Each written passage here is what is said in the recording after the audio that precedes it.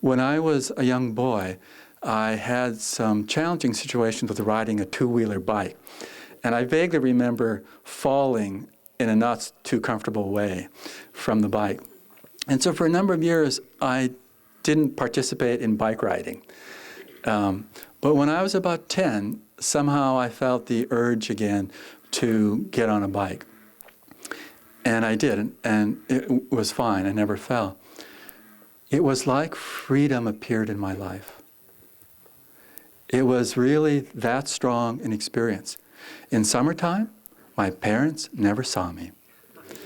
My bike saw me a lot. And I had what we called in those days a clunker. Now remember, everyone just had one-speed bicycles when I grew up. Occasionally some richer kids had a 3-speed bicycle, and 10-speed bicycles were what you saw in bicycle shops and that adults rode around. But we had one-speed bikes, and mine was larger than normal, so my tippy toes could barely ever touch the ground. So I always had to be a curbside when I had to stop or something.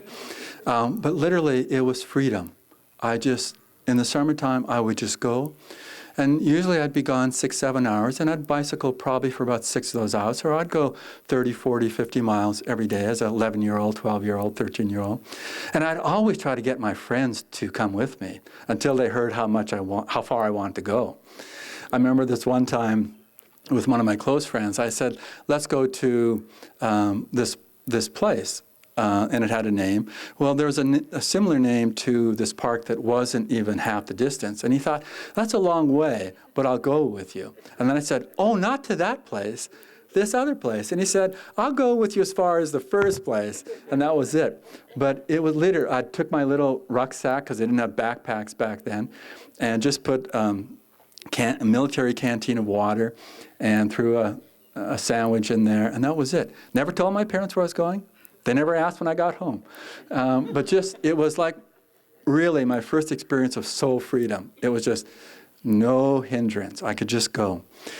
Well, when I first learned to meditate when I was 18, I had a similar but much more of a freedom experience.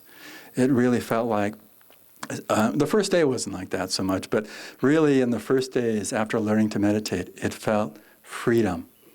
Because it was acknowledging and tuning into the shift from the little self into something much grander.